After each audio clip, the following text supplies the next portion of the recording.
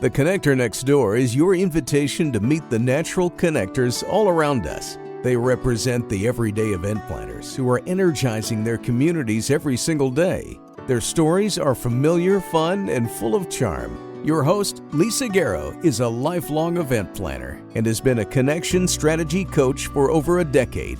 She knows events can become energized connecting points where communities can gather and grow. Let's listen in as she strikes up a conversation with today's Connector Next Door.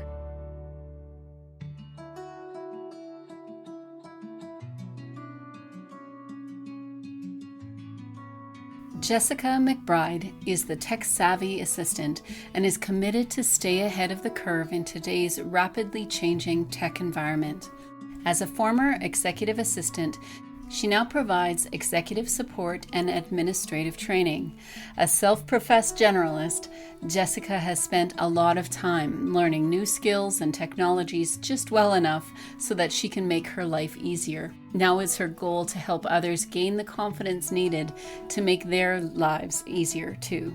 Speaking from experience, Jessica shares how assistants spend much of their time reinventing the wheel, and she believes it's not necessary. Learning and using the technology available is an absolute game changer. After some tough work experiences, Jessica is now stepping out as a keynote speaker, community mentor, author of the Tech Savvy Assistant series, ChatGPT for administrative professionals, and how to set goals as an administrative professional. In our conversation today, Jessica shares her passion to see women step up, take up space, and work in ways that advance their careers as administrative professionals.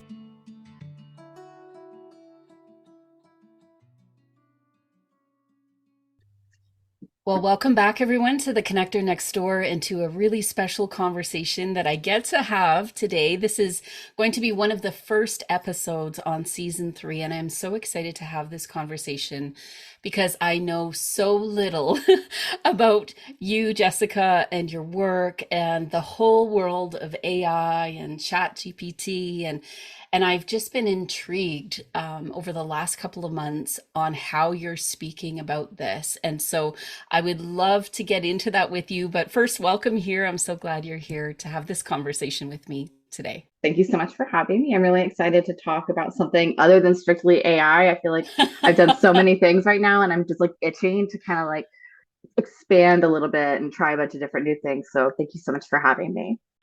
I would love to hear from you. What does connection mean to you? What does the word mean to you? I really always kind of relate the idea of connection in two ways. One is the way that my brain works, whereas an ADHD neurodivergent person, I'm constantly making connections in my brain, and that helps me to be a connector in general. But also, I find that connection is community in a lot of ways, where we are a really lonely society nowadays, and we are all kind of like looking for different ways to connect and meet people and have a community because it's not something that's been prioritized in North America, especially. So for me, for being a connector, it's kind of helping to fill that void that I know so many people are dealing with, because it is just kind of like really lonely to be a person. And I think things shifted for me in 2020. Like I was somebody I've always been comfortable being alone. But the loneliness that I felt like after the pandemic really was eye-opening, and it really brought to light to me just like how important community really is to our survival, and just how much it really means to our happiness levels and what's going on around us, to be able to connect with those in our community, or in our groups. Just getting to know other people on deeper levels isn't something that is very common these days. I love how you say it's community, but community can look different. I think for many of us, like you are where today? You're coming from? I'm just outside Toronto. Just outside Toronto. I'm from Calgary. We met online because we were speakers at a conference, an online global conference together. And I was just intrigued by the message that you were bringing there. Sometimes we have to think about how do we introduce community or connection into our world, where maybe up until, and I'll say up until this global pandemic kind of shook us all up, maybe we were doing things a certain way. and we had a certain understanding of what community meant.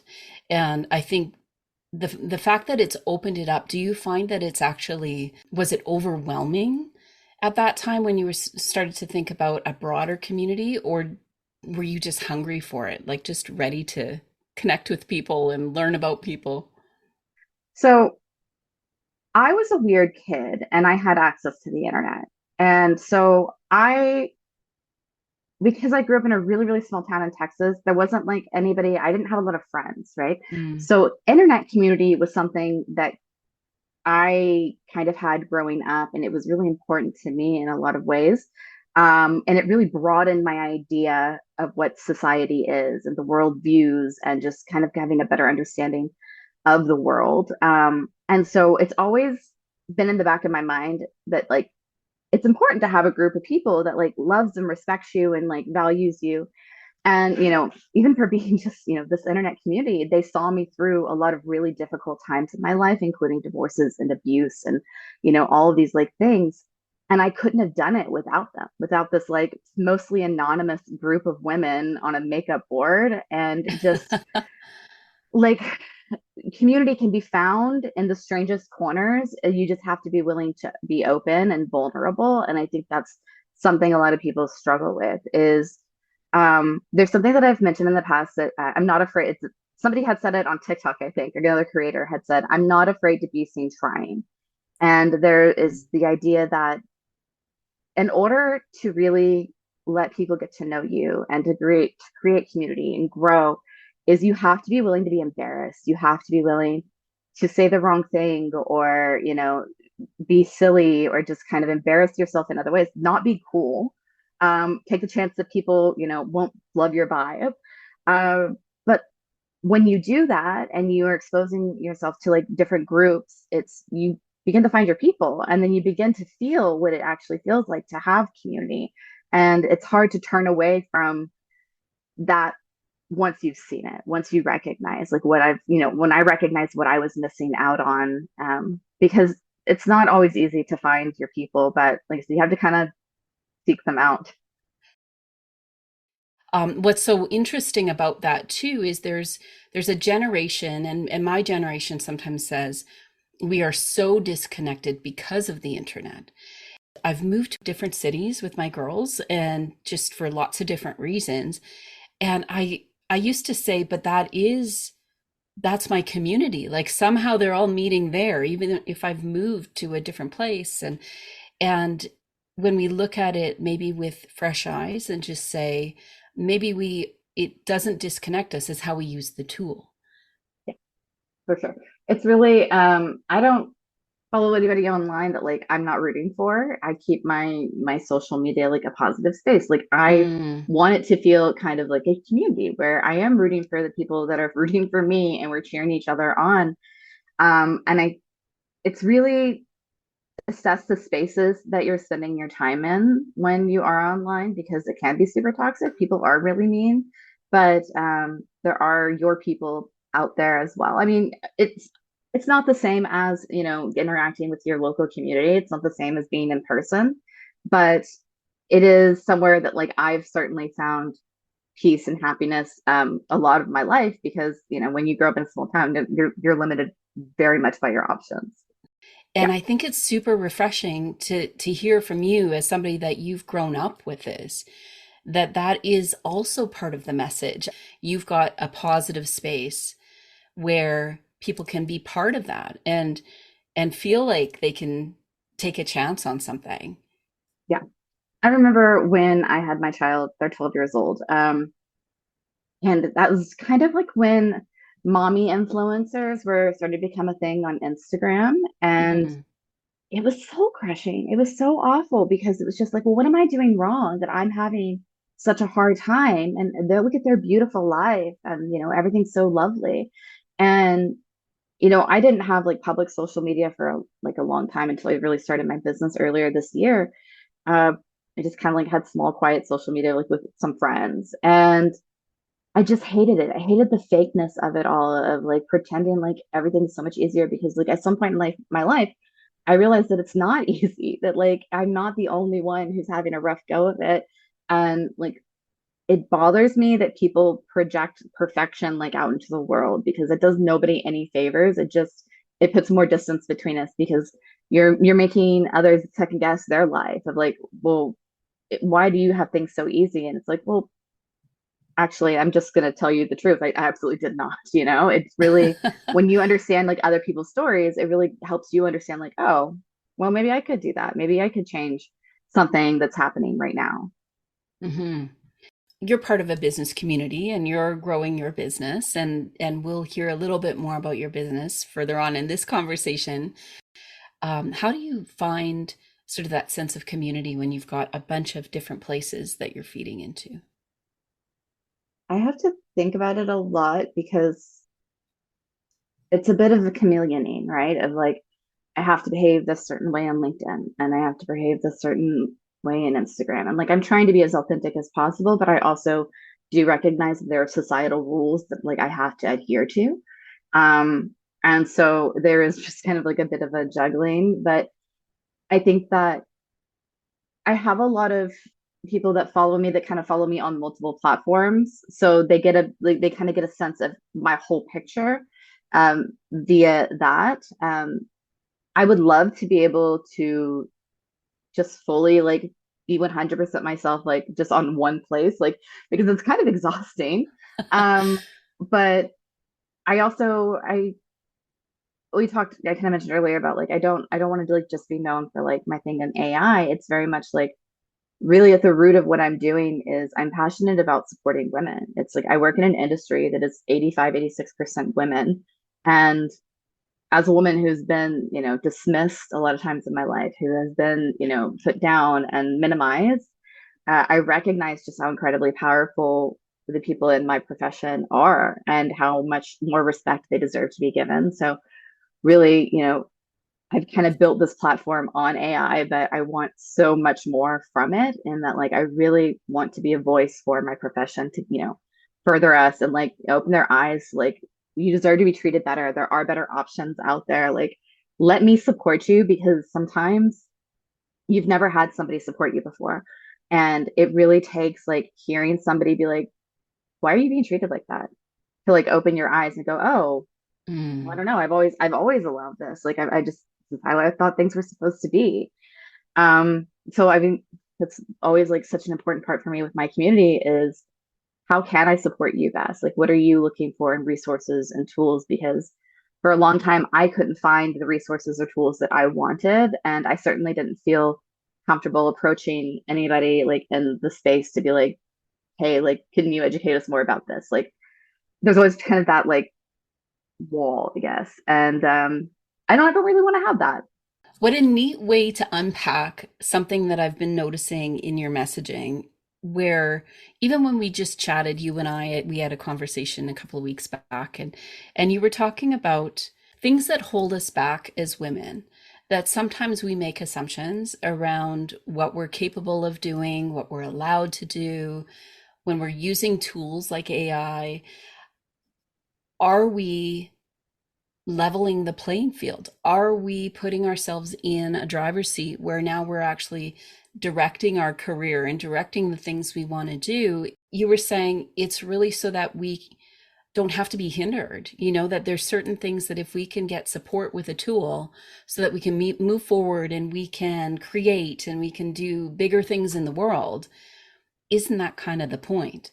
That we're not just staying in one small box. And I love that your conversation is broader than just a tool, broader than just with the chat GPT, and specifically that can be something that we can use to give us freedom in a way.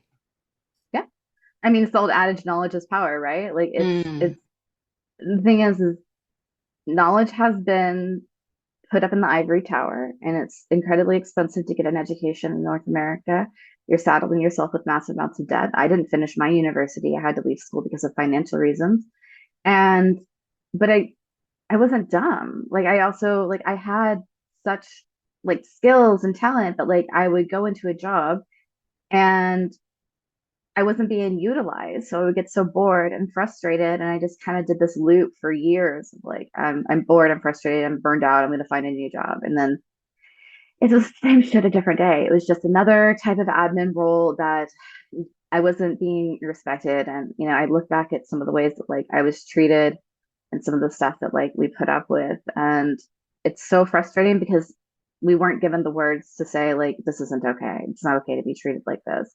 It took me, quitting a job like out of the blue to save my mental health, becoming a freelancer, finding out I was allowed to say no to people. That was a shock. And, really like rebuilding my sense of self like because of that. Because I had grown Mm. up in a society that told me I didn't get to have an opinion. I didn't have a say. I needed to just keep my mouth shut. And even when I got into a place of work that seemed to really say they wanted my opinion, it blew up on me and I ended up getting laid off. So, we're consistently reminded that we're not supposed to be noisy, that we're not supposed to be loud and make ourselves more of a spectacle. I'm kind of tired of it. I kind of like speaking my opinion these days. It's a lot more fun. Well, it's a lot more fun, and I think it also allows us to embrace what's around us, right? Like if you're not willing or able or feel you're not able to speak up and say what you feel is important to you. And we talk about psychological safety now in the workplace, but what does that actually mean? And I think for many of the women that I know and that I grew up with, and we were doing sales in the 80s, and it was just a different environment back then. We're still trying to figure out what does that actually mean. And I've just been coming to this word of, or a phrase, don't settle, that where are the women that won't settle for anything Yep. but feeling like they belong in a workplace or they can be their whole selves in a workplace? Yeah. Well, when we talk about the return to office discussion and Mm, how many people are being pushed back into an office, and when I got laid off and I was looking at different jobs, and the only jobs I was getting brought to me were back in office 5 days a week. And I just remember saying to basically anybody that listened, because that's my shtick, is I'm not going back into the office until they make an office that is safe for me. Because mm, I have never been in an office that hasn't had some form of sexual harassment. Like I, worked at a place that I would have panic attacks trying to walk to the washroom because I had to walk past some like creepy sales guy and got told, oh, that's just how he is. And mm, that's the norm. Like I can look back at every job that I've had and pinpoint a time that men were inappropriate to me in some way. And I just am not going to go back into another office where I get called kiddo when I'm 35 years old because, the mm, CEO is like in his 70s. It's just not for me anymore at this point in my career. And I had so much autonomy in my last role that it pushed me to try so many new things, and that builds confidence. The more things that you try, the more confident you're going to become in your ability to try things, and you're not going to be afraid to like branch out. And I think I'm so ultimately grateful that I got laid off in the end. It just mm. was it a shock, and like did I like cry a bit, but like yeah, but at the end of the day I can look back, 8 months later and go, oh, no, I needed that push. I had golden handcuffs. Like I was making enough money that I was living quite flagrantly and irresponsibly at the time. I was really enjoying that US dollar to Canadian conversion. And so it was a nice perk. But, you know, by the end, it was just kind of like I'd already kind of been iced out. They didn't really like some of the opinions that I'd granted a couple months earlier. And it was time for me to move on, but it was just like, where was I going to go? Um, and then nobody wanted to hire me after. They hated me. All the interviews were just like, thanks, but no thanks. We really liked your resume, but we did not like your conversation skills. So I really was just like, I'm going to have to build a business because I can't go back to regular office. It's just not meant for me anymore. And what an amazing voice you have now, and it's so interesting hearing your background because I think you and I have lived different lives, but there's some intersections here. And I remember doing an exit interview with one of my bosses. I was in a sales role, and I was leaving, and I said, there's some really good things about this office space and about what we're trying to create here. But I said, if you want smart, competent women to work here, things have to change. And I don't know. I left, but I don't know what happened. In the end, there's a place for women like you to say, then what? And the beauty, I think, of where you're at now is that exactly what you said just a couple minutes ago is that you aren't heading to the, well, here in the mountains, you're not heading to the hills or heading to the lake and saying, I'm out. I don't want to be engaged anymore. I don't want to be engaged in the workplace at all. Exactly the opposite, it seems, is that you're saying there's a place for me in a role where I'm going to have a voice. I'm going to remind women that are feeling like they're trapped that you do have a voice and you do have a choice. And so, what a beautiful space that you're sitting in right now. And you're just starting to build a business. Like you've had it for how long now? It kind of kicked off in February, but I made my LLC in June. So So yeah, it was like my it official hasn't even kickoff. been a year. No. So you're just starting out, and I think that that's such an incredible testimony to your, my mom would say, stick to itiveness and your ability, like you say, that you're trying to put that positive community out into your social media. You're creating space for women and others, I'm sure, to come into that space and be encouraged and say, there's something, could be something more for me here. Yeah, and I know I come across as a giant man hater, but I mean, that's my lived experience as a woman where, unfortunately, the people that we've been supporting are statistically men. And I think that, like, especially in the admin industry, there's often some talk about, well, why aren't more men in our industry? Or let's hear from the male executive assistants. And I feel like the actual conversation needs to be, why don't men want to be executive assistants? And it's because the pay is low. It's because when you work in admin, you're not paid exceptionally well and you're not given a lot of respect. And societally, like, men have said, like, no, I'm not going to put up with that. And they've gone and they've pursued higher paying careers like software engineers, for example. There's always been this huge push to get women into STEM. And I guess kind of circling back to the very beginning, we were talking a little bit about how I believe that, like, AI can help you, like, change your career. Is that I was just speaking at APC recently. There's a conference in Vegas, and part of my presentation, I discussed how in January, because ChatGPT first came out in December of 2022. By January, there were all these calls about how AI, ChatGPT, all these, like, large language models were going to take away the jobs of a bunch of different professions. The two big ones that really stand out are software engineers and admin professionals. And it's funny because, like, the industries basically mirror each other, where it's, admins are 85% women, software engineers are like 85% men. Hmm. Very quickly, the software engineers started using ChatGPT as a pairing partner, as a coding partner. And they recognized the benefit of like a good, better, best system of answers.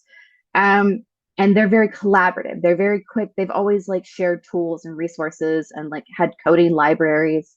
So there's never been that avoidance of, like, working in a community, I guess. And I find with admins, where so many of us are so siloed that there's no, like, sense of community. There's no sense of, like, Mm. collaboration, that we should all be, like, sharing these resources. Everybody's job is done so differently. It's hard to find, like, alignment because this career has, or this profession has spanned, like 160 different titles according to the World Administrators Alliance. So they were, as an industry or a profession, I always say industry, but you know what I mean. And Hmm.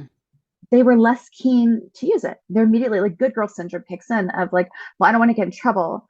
Is this plagiarism? Like, am I going to get in trouble? Is this fraud? Those are some of the questions that I get. And they're so afraid of losing their jobs that they're afraid to try anything new. And that's part of, like, what I try and unpack too, is just this idea that your boss doesn't decide he hates you. I say they hate you on one minor mistake, right? Like, the number of admins that I see that, like, they're like, I made a mistake and it's pretty small, and they're convinced they're going to get fired. And we all live with that anxiety. I lived with that anxiety for so long, and it took having a non-psychotic boss who was just like, okay, no worries, like, moving on, like, you're human, to go, oh, he's not just going to, like, decide that, like, I'm an idiot over one small mistake. And that is part of the psychological safety aspect, is like Hmm. being able to fail and make a mistake and not worry about like, am I going to get yelled at? Your boss should not be yelling at you. Your boss should be raising your voice. They should be generally treating you with respect because you're a human being. And we've lost that. We've lost the knowledge that we deserve to be treated well because we were told by corporations for so long that we should just be grateful to have a job, and that you probably couldn't make it out on your own. Like the number. It sounds like a lot of bad relationships I've been in. Well, I was just okay. So my ex-husband was a business owner, and the man acted like he was running NASA. Like it was just like he acted like it was so difficult. And I mean, obviously, like my business isn't that big yet, but like I've managed to like build a pretty decent brand. I've managed to make some really great connections and like build a network. And I'm going, y'all are lying. Y'all are going to your offices for 8 hours a day to avoid being at home and having to do things. And you're pretending like this is more difficult than it is. And my girls need to know it is, you can run your own business. If you are Mm. an admin right now and like you've been an admin and you're kind of like, or an event coordinator, like you're maxed out. You're like, I feel like I've done the most that I can do with an organization. Like it's time to start considering dipping your toes into freelancing or like stepping out and having a side hustle, building something, of your own that maybe is going to like give you the confidence to step out and like be your own business owner. Because like I'm telling you, it's just the same way that like they gatekeep things in tech and they act like everything is so much more complicated than it is. And they give it like code names. And it's so crazy to me because like once I break down like what something means, I'm just like, why do y'all make this so much more difficult? Like, why did you have to go and give this some fancy title just so somebody else is confused? It drives me absolutely crazy. We don't need any more acronyms in this world. Like, let's just use the right words. How fun is that when you see that, right? And that there is such a freedom. And even if you go back to work, even if you go back to a 9 to 5, and we hear the word entrepreneur now, and how do we have that voice? How do we create projects? How do we put our hand up? How do we just make room at the table when there isn't room? There's ways that we can be seen and heard and valued in ways that I think many of us have no idea yet. And it's just that trust almost that there's something beyond this. I say it all the time. It's like there's more to come. Because even if I'm feeling super stuck or I'm not sure what to do or I haven't figured it out yet, who do we need around us to make this dream happen? And same thing that we're involved in other people's dreams and helping them excel, whatever that looks like for them. I love that. And this might be a really good time for us to tell them about your business. If you could just dig into that, let us know the work that you do, what you're creating through your business, and maybe what you're excited about moving forward in the next 6 months or the next year to come. So yeah, so my business is Tech Savvy Assistant, and as with the pre-mentioned ChatGPT, basically what happened was I got really into ChatGPT when I got injured on vacation. And I it just kind of became my special interest. And I got asked to do some presentations for it. And right after that happened, I got laid off. So I was kind of left in this like limbo situation of what do I want to do? I was applying to jobs, I was trying to find freelance clients, and I was also working these speaking events and trying to figure out maybe there was something there. And a couple months in to doing all three things, I really realized that I didn't want to go back into the regular office and it wasn't for me, and that I was ready to, go all in on Tech Savvy Assistant. And I've kind of built it from there where it started just with this like chat GPT guide.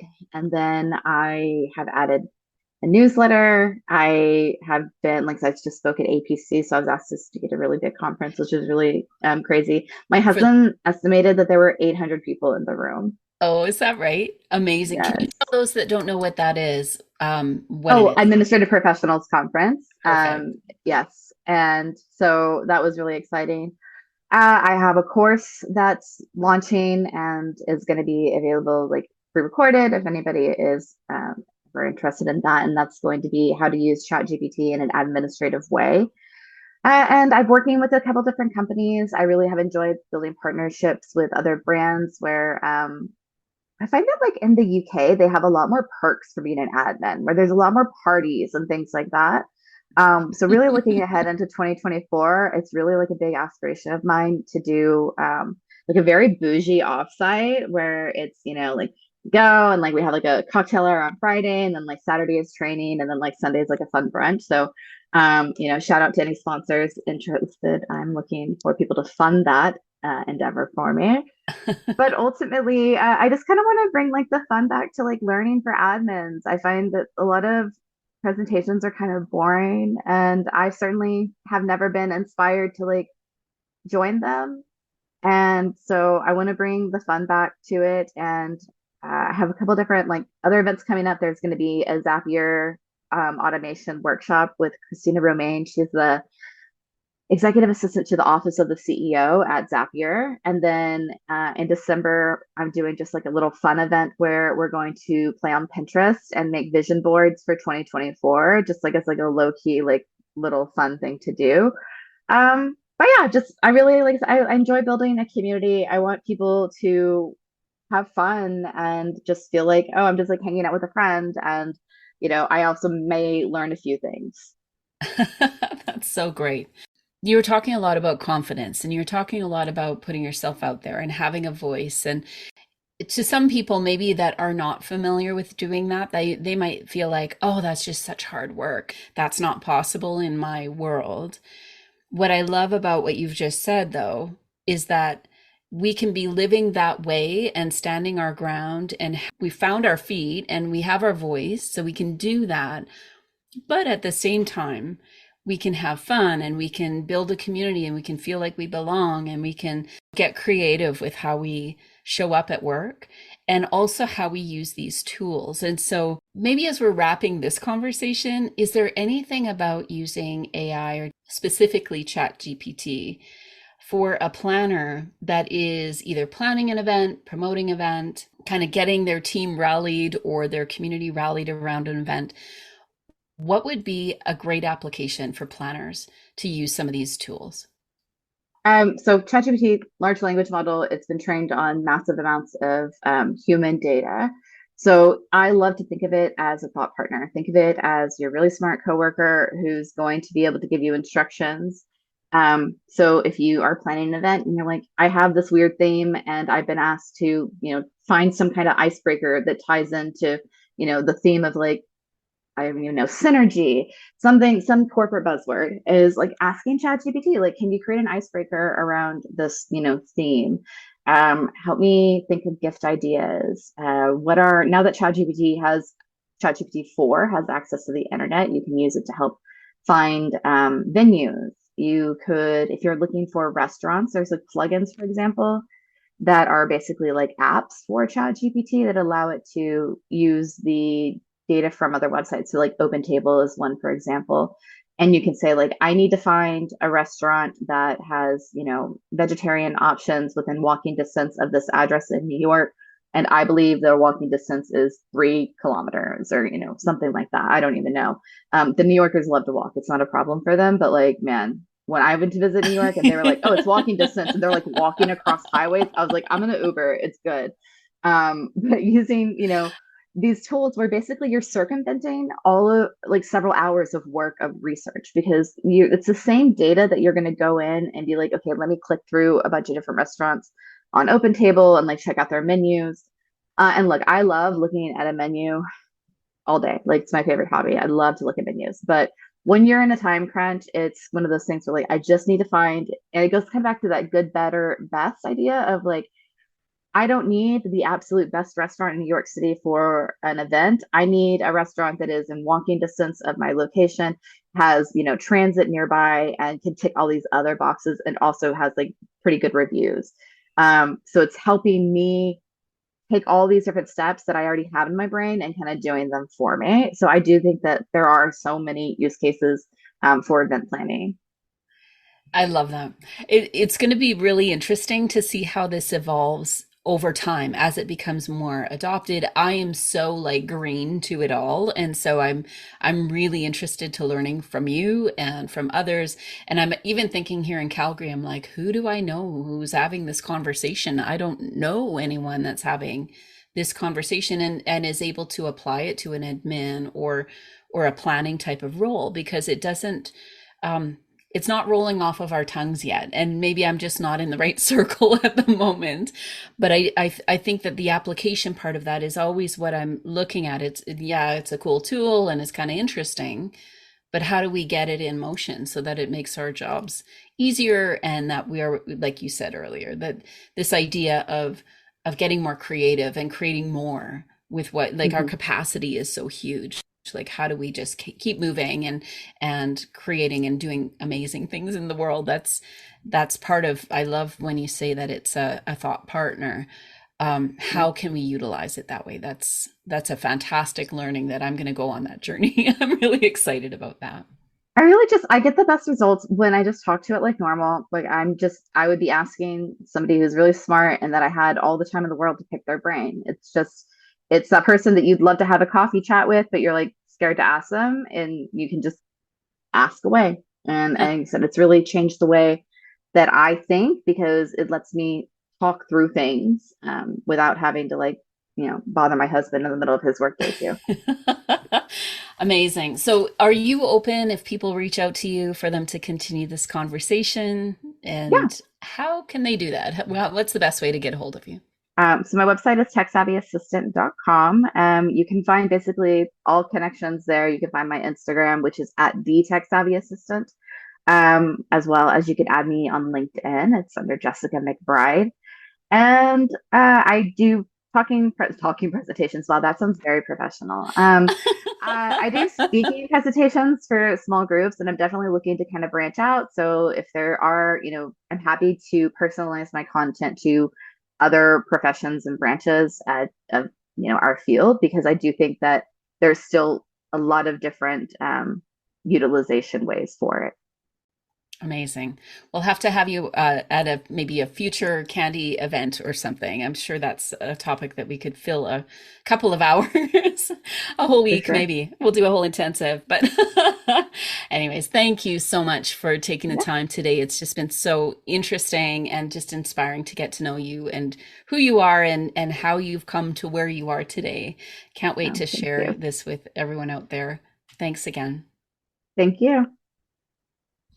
The Connector Next Door podcast is produced by Candy Event Consulting, where everyday event planners and their teams gain clarity, get connected, and grow in confidence. Subscribe at www.candyconsulting.ca to hear visits with everyday event planners who are putting connections first.